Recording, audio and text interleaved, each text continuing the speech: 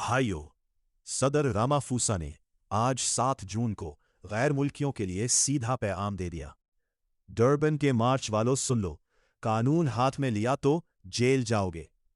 सदर ने कहा, हम गैर कानूनी इमिग्रेशन बर्दाश्त नहीं करेंगे, लेकिन कोई भी फॉरेनर को स्कूल, अस्पताल, क्लिनिक से नहीं रोक सकता।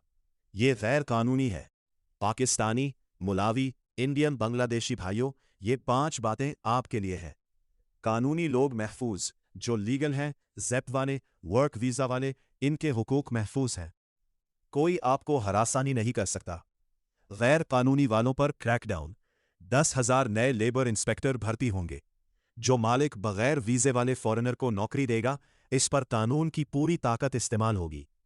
बॉर्डर सील, ड्रोन लगा दिए, बॉर्डर पर टेक्नोलॉजी, फौज, बीएमए सब तैनात।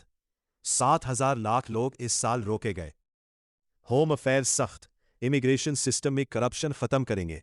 जाली पासपोर्ट, जाली वीजा बनाने वाले अफसर जेल जाएंगे। बिजनेस मालिकान खबरदार, गैर कानूनी फॉरेनर को सस्ती लेबर पर रखा तो R1000 जुर्माना।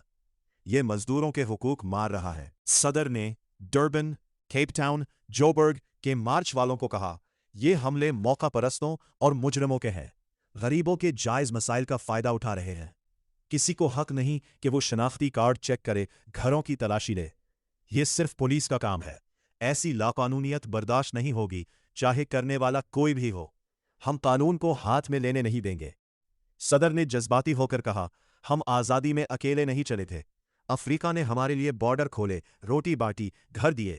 आज हम अफ्रीकी भाईचारे को मट्टी में नहीं रौंद सकते। गैर कानूनी इमिग्रेशन के खदशात को जेनोफोबिया नहीं बनने देंगे। उबुंटू हमारा कल्चर है। तो भाइयों, लीगल हो तो डरो मत, इलीगल हो तो कागज पूरे करो। और मार्च वालों, कानून तोड़ा तो पुलिस आएगी। मैं हूं मोहम्मद हादी, जोहान्सबर्ग से। शाम 8 बजे सदर की तकरीर का पार्ट 2 लाऊंगा।